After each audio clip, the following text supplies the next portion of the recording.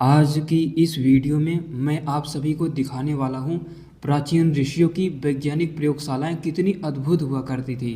भगवान विश्वामित्र जी की वो वैज्ञानिक प्रयोगशाला जहाँ पर इंद्रास्त्र, वरुणास्त्र, ब्रह्मास्त्र आदि खतरनाक वेपन्स और अलग अलग टेक्नोलॉजीज बनाई जाती थी। जहाँ पर मारीची राक्षस सुबाहु के साथ आक्रमण करने आया था, श्री राम ने रक्षा की थी, उसका संरचना किस प्रकार हो सकता है।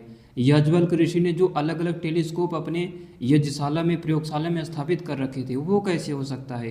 भरद्वाज ऋषि के विमानों की प्रयोगशाला कैसी रही होगी।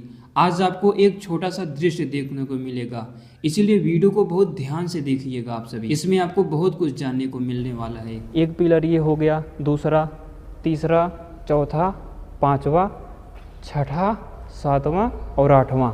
8 पिलर आप सभी को यहाँ पर दिख रहे होंगे। मेरी आवाज़ आप सभी हो सकता है गूंजते हुए भी सुन रहे होंगे, क्योंकि आवाज़ ऊपर से टकरा रही है, वहाँ से फिर वापस आ रही है मेरी आवाज़। ऊपर का दृश्य आप सभी को दिखाएं तो वहाँ तक मेरी आवाज़ गूंज रही है, वहाँ तक ऊपर देखिए। ये सब वैसे सीमेंट लगा हुआ है, लेकिन जो ऋषियों का था प्राचीन, उसकी व्याख्या का मुझे अवसर मिला, क्योंकि ये उसी तरह का बना हुआ है। उसमें सीमेंट आदि के प्रयोग नहीं होते थे। और ये जितने भी पिलर आप सभी को दिख रहे हैं, ये सब तांबे आदि धातुओं के होते थे। सोने तक के पिलर बनाया करते थे, क्योंकि फोटॉन आदि पार्टिकल से सबसे अधिक वही तत्व प्रभावित होते हैं। ये देखिए, काफ़ी मोटा पिलर है ये देख सकते हो। चारों तरफ से इन लोगों ने बना रखा है, वहाँ से प्रवेश के लिए इस यज्ञशाला में, यहाँ से दूसरी तरफ से प्रवेश के लिए यज्ञशाला में, और यहाँ से जहाँ से मैं आपको दिखा रहा था ऊपर चल के, वो वहाँ से प्रवेश के लिए, और इधर से भी बाहर से जो मैं एंट्री किया था, सबसे पहले देखा था आप सभी ने, यहाँ पर वो यज्ञशाला बनाई जाएगी। जो मैं आप सभी को ब्रह्मांड विज्ञान चैनल पर वीडियो में चर्चा करता हूँ ना कि यज्ञशाला है, आप सभी देख रहे हुए अभी तो चौकोर है। यहाँ पर जब ईंटें रखी जाएंगी, प्राचीन काल में इष्टिका, शतपथ ब्राह्मण में देखोगे ना, तो वो इष्टिकाएँ भी तांबे आदि धातुओं की होती थी। लोहे का प्रयोग तो करते ही नहीं थे, लोहे का, सीमेंट का, ईंटों का प्रयोग प्राचीन वैज्ञानिक करते ही नहीं थे। यहाँ पर जब बनेगी, देखने से आपको लग रहा है कि ये चौकोर होगी, काफ़ी बड़ी है, ये बीच का भाग होगा, ईंटें इसके दूसरे साइड लगाई जाएंगी। तो ये काफ़ी अच्छा जगह यहाँ सामग्री के लिए, हवन के लिए काफ़ी अच्छा है। लेकिन जो प्राचीन काल में था ना, मैं आपको थोड़ा हाथ से बनाने का प्रयास करता हूँ। जैसे उन लोगों का ऐसे भी होते थे, मेरे उंगली को आप सभी ध्यान से देखिए, ये इस तरह के भी बनते थे उनके, अष्टकोण, षटकोण, पंचदश कोण, चतुर्थ दश कोण, इस तरह वैज्ञानिक तरीके से बनते थे, इस प्रकार के। जैसे आप लोग तारों को देखते हो, आप लोग सभी समझ गए होंगे, तारों में भी 5 या 6 ही कोण होते हैं, दिखते हैं। तारे तो वैसे शेप में स्फीरिकल ही होते हैं, गोल जैसे, लेकिन दिखते ऐसे ही हैं तारे टिमटिमाते हुए, इस प्रकार के। त्रिभुज के आकार का भी कोण होता था, जैसे ऐसे करके ऐसे, और इसे ले आके यहाँ मिला दो, इधर वाला ख़त्म कर दो। तो ऐसे भी यज्ञशाला होती थी। वैज्ञानिक यंत्र वहाँ पर जगह जगह स्थापित किए जाते थे। यहाँ पर स्थापित नहीं होगा, लेकिन मैं आपको वैदिक विज्ञान की दृष्टि से बता रहा हूँ। याज्ञवल्क्य ऋषि का जो मैं चर्चा करता हूँ ना, टेलीस्कोप था उनका, जेम्स वेब स्पेस टेलीस्कोप से भी कई लाखों गुना ज़्यादा क्षमता का था। ये लोग 200 गैलेक्सियों के चित्र लेके बताते हैं, वो उन गैलेक्सियों में घुसकर बता देता था कि इस गैलेक्सी में इस साइड देखें तो 1,96,00,00,000 इतने लाख, इतने 1,789, इस प्रकार गणना करके पूरा बता देता था कि इतने सूर्य, इतनी पृथ्वी, इतनी चंद्रमाएँ हैं, इतने धूमकेतु हैं, सब कुछ कैलकुलेट। तो ऐसे ही बड़ी बड़ी प्रयोगशालाएँ होती थी। इससे भी बड़ी रही होगी, ये भी बहुत बड़ी है, छोटी मत समझिएगा। तो काफ़ी बड़ी होती थी, वहाँ पर यंत्र आदि स्थापित किए जाते थे, और ऐसे ही स्थान थे। यहाँ पर तो आप सभी चारों तरफ देख सकते हो, जो जिन कक्षाओं को मैंने दिखाया। लेकिन जो राजर्षि भगवान विश्वामित्र जी के यज्ञशाला, प्रयोगशाला रही होगी, वहाँ पर ये कक्षा आदि काफ़ी दूर या तो स्थापित हो सकते हैं, या फिर वो सब यहाँ पर नहीं थे। तो आप कल्पना कीजिए, विचार कीजिए, ये यज्ञशाला अगर बढ़ा के और बड़ी बनी हो, बड़े बड़े वैज्ञानिक यंत्र रखे गए हों, वहाँ पर इंद्रास्त्र, वरुणास्त्र आदि दिव्यास्त्रों को बनाया जाता हो, और इधर हवन होता हो, अष्टकोण, 9 कोण, 15 कोण वाली यज्ञशालाओं में विशेष हवन। ऐसी ऋषियों की चर्चाएं हैं, या उनके वैदिक ग्रंथों में जिक्र है कि अगर इस यज्ञशाला को 9 कोण का आप बनाओगे, और ऊपर भी खुला रहता था, यहाँ पर तो खुला है, यहाँ पर आप सभी देख सकते हो, तो उनका भी कुछ अलग प्रकार का ही था। खुला रहता था, तो यहाँ से जो सुगंधी या सूर्य की किरणें फैलाना शुरू करती थी वो ध्रुव आदि तारे तक चले जाया करते थे। ध्रुव तारा सूर्य से बहुत अधिक दूर है। जितने भी अलग अलग नक्षत्र आपको कोई क्वेश्चन मार्क जैसा दिखता है, कोई खटोले के आकार का दिखता है, चारपाई के आकार का, वहाँ तक ये सूर्य आदि से बहुत दूर तारे हैं, तो वहाँ तक इसकी सुगंधी पहुँचती है, ऐसा बताते हैं ऋषि मुनि। टेलीस्कोप जो उन लोगों का दूरबीन था अधिक क्षमता वाला, सूक्ष्म माइक्रोस्कोप भी था। आप ऐसा मत समझिएगा कि ऋषियों के समय माइक्रोस्कोप आदि नहीं था, वो बड़ा ही व्यवस्थित माइक्रोस्कोप था ऋषियों के समय का। वो लोग तो एक ऐसा जिक्र आता है कि महाराजा शिव जी के निर्देशन में धनुर्धारी अर्जुन, जो कि बहुत बड़े वैज्ञानिक क्षत्रिय योद्धा थे, महात्मा अर्जुन, धनुर्धारी अर्जुन, उन्होंने एक ऐसे सूक्ष्मदर्शी आदि पर आधारित वैज्ञानिक यंत्र बनाया था जिससे वो देववादी पदार्थों की ध्वनियों को सुन सकते थे। जैसे मैं यहाँ पर आपको एक्सप्लेन अच्छे से कर रहा हूँ ना, वैसे ही देव असुर पदार्थों में जब युद्ध होता है तो संस्कृत भाषा में ऐसे उच्चारण होता रहता है कि इसे मारो, उसे भगाओ, वरुण को बचाओ, सोम तत्व को किसी तरह निकाल कर वहाँ से लाओ, वो घिर चुका है, सर्वतोमुख व्यूह बनाओ। इस तरह की भाषा सृष्टि में वो देव असुर पदार्थों में हो रही होती है। असुर चिल्लाते रहते हैं कि नष्ट करो, ख़त्म करो, क्योंकि सामाजिक असुरों को भी आप सभी देख रहे होंगे, इनकी भी कोई मर्यादा नहीं होती। तो इसी प्रकार सृष्टि पे भी जो असुर होते हैं उन्हीं से तो इन सामाजिक असुरों का नाम असुर रखा गया है, राक्षस दुष्ट रखा गया है। और मैंने डार्क मैटर, डार्क एनर्जी की वीडियो में भी विस्तार से बता दिया है कैसे 11 प्रकार के असुर सृष्टि में होते हैं, जिनसे सामाजिक लोग भी असुर कहे जाते हैं, जो दुष्ट प्रवृत्ति के होते हैं। तो सोचिए अगर ये और काफ़ी बड़ी होती और जगह जगह वैज्ञानिक यंत्र लगाए जाते। श्री राम जानना चाहते थे कि सूर्य तक हमारा चित्र कैसे जाता है, तो महर्षि भरद्वाज जी और महर्षि विश्वामित्र जी ने अपने वैज्ञानिक यंत्र प्रयोगशाला से लाए और यज्ञशाला में जब स्थापित किया और श्री राम यजमान बने थे। यहाँ पर मान लो श्री राम बैठे हों, अगर आसपास महर्षि भरद्वाज जी, महर्षि विश्वामित्र, भगवान अगस्त्य आदि ऋषि, महर्षि भगवान वाल्मीकि जी, ऐसे ही ऋषियों का विस्तृत समाज बैठा हुआ था। वहाँ पर श्री राम जब उच्चारण में स्वाहा बोल रहे थे, अष्टकोड़ी 15 कोड़ी उन विशेष वैज्ञानिक यज्ञशाला में, तो वहाँ पर जो वो यंत्र था उसमें श्री राम का चित्र दिखाई देता था, जो सूर्य तक चला जाता था, उसके अंदर चला जाता था। वीडियो कॉलिंग का ही विस्तृत रूप था, कुछ अलग नहीं था। सूक्ष्म पार्टिकल आदि पर आधारित था, वायु तत्व पर आधारित। ये जो महाराजा धृतराष्ट्र और संजय बैठकर देख रहे थे महाभारत युद्ध को, यही चीज़ें थी, बस बहुत विस्तृत थी, एकदम लाइव। जहाँ तक देखना चाहो सूक्ष्मता में वहाँ तक घुस कर स्पष्ट देख सकते थे ध्वनियों को, जिसको सुनना चाहो सब कुछ। मैंने कई वीडियो में भी बोल चुका हूँ कि काफ़ी चीज़ें जो प्राचीन काल में थी स्थूल रूप से बन चुकी हैं, स्थूल रूप से। उस सूक्ष्मता पर पहुँचना भी इतना आसान नहीं है। स्ट्रिंग थियोरी से आगे समझेंगे, जब उसके बेसिस पर तकनीकी होगी तब जाके वहाँ तक पहुँचेंगे। हालांकि आज के वैज्ञानिक के लिए ये असंभव है। अभी पूरा एग्जैक्ट तो नहीं बता सकता कि इसी प्रकार का था, लेकिन ये जो ऊपर और भी खुले होते थे, और ये जो ऊपर का भाग आप सभी देख रहे हो, ये जितने भी पिलर हैं ये अलग अलग धातुओं से होते थे ऋषियों ने। और ये जो आप सभी देख रहे हो यज्ञशाला, लोहे आदि का प्रयोग कम होता था। कुछ लोग लोहे का भी प्रयोग करते हैं, आयरन। वैसे लोहे का भी उतना प्रभाव नहीं पड़ता, दूसरे और भी कुछ धातुएं होती हैं जिनसे बचना होता है। ऐसा नहीं कि यूरेनियम आदि धातुओं को नहीं जानते थे, हाइड्रोजन, यूरेनियम सबको लाके रखते थे वो अपनी प्रयोगशालाओं में। जितने भी बातें मैं बता रहा हूँ सब विचार की बातें हैं, आप यहाँ पर कुछ देख नहीं सकते, लेकिन जो ध्यान से सुन रहे होंगे, जिनकी प्राचीन वैदिक विज्ञान, समृद्ध विज्ञान में रुचि होगी, वो समझ पा रहे होंगे मैं बोल कहाँ से रहा हूँ। तो जितने भी पिलर आदि होते थे ना, अलग अलग धातुओं के होते थे। यहाँ तक आप सभी देख रहे होगे मेरी पूरी आवाज़ गूंज रही है यहाँ पर, तो उस समय भी आवाज़ गूंजती होगी। तो ये फोटॉन आदि पार्टिकल के माध्यम से कैसे जा रहा है हम सब कुछ देख रहे हैं, वो पार्टिकल टकरा के आ रहे हैं, तो इनका भी प्रभाव पड़ता है। तो अगर इनका काफ़ी अच्छा प्रभाव पड़ेगा, वो सब किरणें आदि टकराएंगी, तो और अच्छा अनुसंधान हो पाता है, वातावरण शुद्ध रहता है।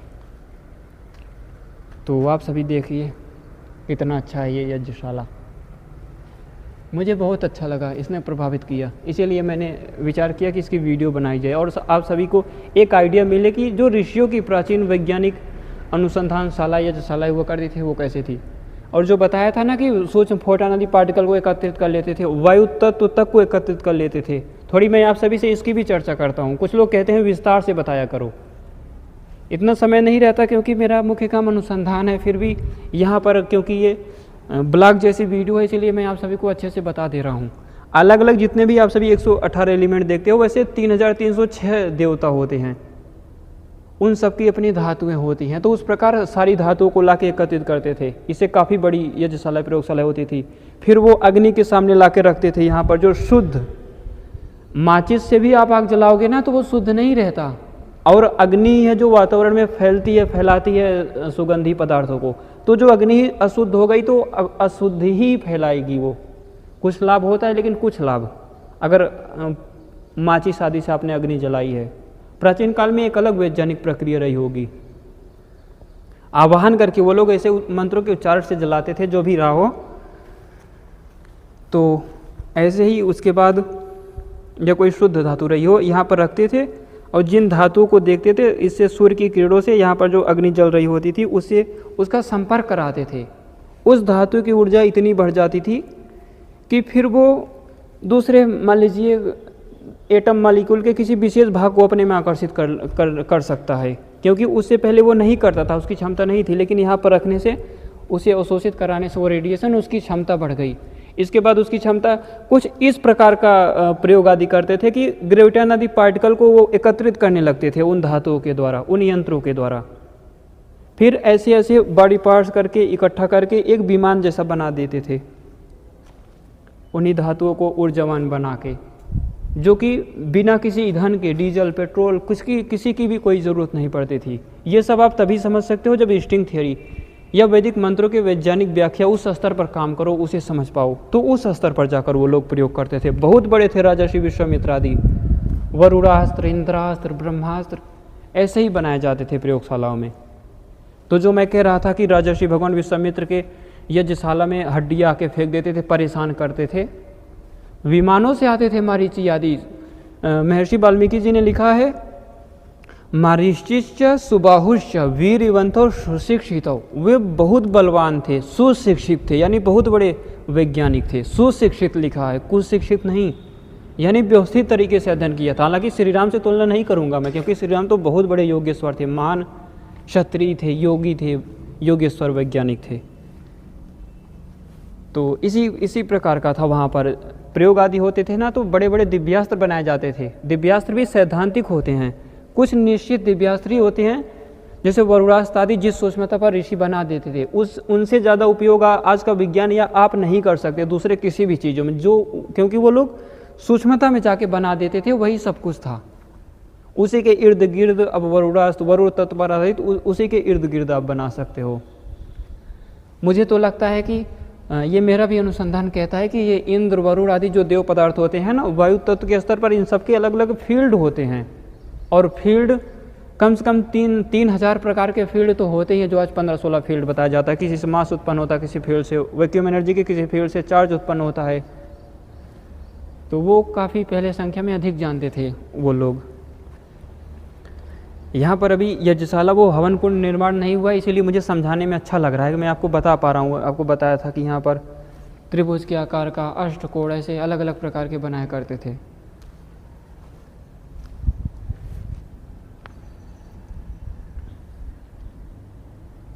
ऊपर तो आप सभी को दिखा ही चुका हूँ। तो इसीलिए राजर्षि विश्वामित्र के हवन में वो लोग आके अंतरिक्ष से अपने विमानों के द्वारा हड्डी, रक्त आदि फेंक कर अशुद्ध कर देते थे उनकी यज्ञशाला को। इसीलिए श्री राम को बुलाया गया होगा। विचार कीजिए कितने सक्रिय थे प्राचीन ऋषि मुनि लोग। श्री राम को लाते हैं और ऐसे ही क्षेत्र रहा होगा, और ये सब दूर होंगे, खुला मैदान होगा, वहाँ पर श्री राम का बहुत से असुरों से युद्ध हुआ था, केवल मारीची स्वभाव ही नहीं आया था। और इसीलिए वो पूरी तैयारी के साथ आए थे, क्योंकि उससे पहले ही उसकी जो माता थी ताड़का, स्वयं एक वैज्ञानिक थी, यक्षिणी थी, वो राक्षसी नहीं थी, यक्ष वर्ग की स्त्री थी। श्री राम ने उसे मार दिया था, बड़ी भयंकर थी वो, बड़ी अद्भुत वैज्ञानिक थी वो, लेकिन भौतिक विज्ञान में, आध्यात्मिक नहीं थी। तो एक वैज्ञानिक थी वो श्री राम ने, जिसे विश्वामित्र जी ने ले जाके श्री राम द्वारा मराया था, उसे नष्ट कराया था। इसीलिए पूरी सेना लेके आया था, विशेष योद्धाओं को लेके आया था, मारीची और सुबाहु। तो इसी प्रकार का रहा होगा। फिर वहाँ पर श्री राम उसे दौड़ा के मारते हैं, उन्हें भगाते हैं। मारीची तो भागा था और जाके समुद्र में गिरा था, किसी प्रकार अपने विमान से ही समुद्र में गया था। जो लोग कहते हैं मानवास्त्र तो चलाया था, जो फेंक दिया था उसे लेकिन विमान आदि से गया होगा और समुद्र में गिरा था, वहाँ से वो लंका में भाग गया। दोबारा फिर भी आया था अत्रि ऋषि के आश्रम पर। भगवान अत्रि की भी इसी प्रकार की यज्ञशाला रही होगी।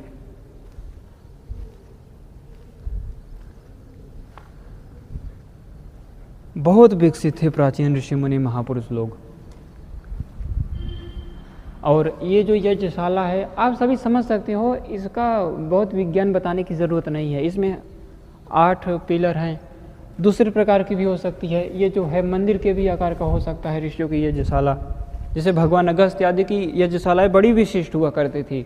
राजर्षि विश्वामित्र जी तो ऐसे थे कि वो अपना अनुसंधान करते थे, उनके पहले वहाँ कुछ नहीं था, लेकिन भगवान अगस्त्य के उनके पूर्वज फिर वहाँ पर वो लोग पहले से अनुसंधान कर रहे थे। जैसे वशिष्ठ ऋषि जी का केंद्र था यज्वल्क का, इनके पूर्वज एक वंश परंपरा वहाँ चलती थी, वहाँ विश्वविद्यालय जैसा बड़ा था। तो अगस्त्य ऋषि का आश्रम भी बड़ा अद्भुत था। यही मैं आप सभी को दिखाना चाहता था। अब मैं आप सभी को इसे बाहर से भी दिखा देता हूँ कैसा है।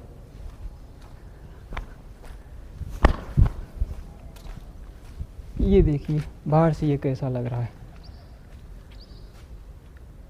देखिए आप सभी को ऊपर से भी अच्छा लग रहा है। अभी ध्वज नहीं लगा है। ये देखिए ऊपर से इसका दृश्य घूमकर भी देख सकते हैं। थोड़ा मैं आप सभी को घूमकर दिखाने का प्रयास करता हूँ कैसा है। आज की यज्ञशाला में यजमान बन जाते हैं, उनकी पत्नियां साथ बैठती हैं, दान दक्षिणा हो जाता है, ख़त्म हो गया। और जितने भी सामग्रियाँ देखा मैंने, हर जगह जानने का प्रयास किया, ये लोग सामग्रियाँ भी रेडीमेड लाते हैं। एक वीडियो में मैंने जो आम की बाग दिखाई थी, उसके छाल दिखाए थे, देशी शुद्ध आम दिखाया था आपको।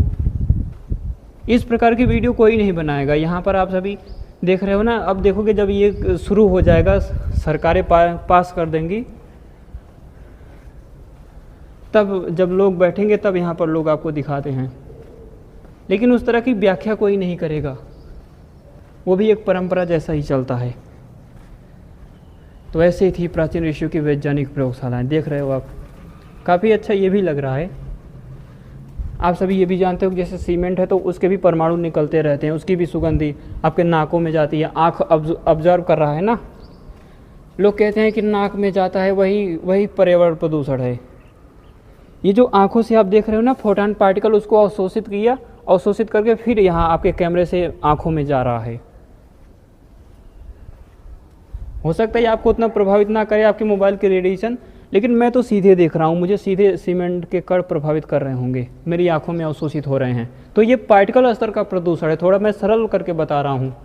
यहाँ जितने भी दृश्य आप देख रहे हो ना, शुद्ध वृक्षों को देखोगे, वट बरगद के वृक्ष को देखोगे तो उसके पार्टिकल आपकी आंखों में जाएंगे। अग्नि तत्व फोटान फैलाएगा, वहाँ आपके फोटान जाएंगे, अवशोषित होंगे, फिर वहाँ से आपकी आंखों में आएंगे।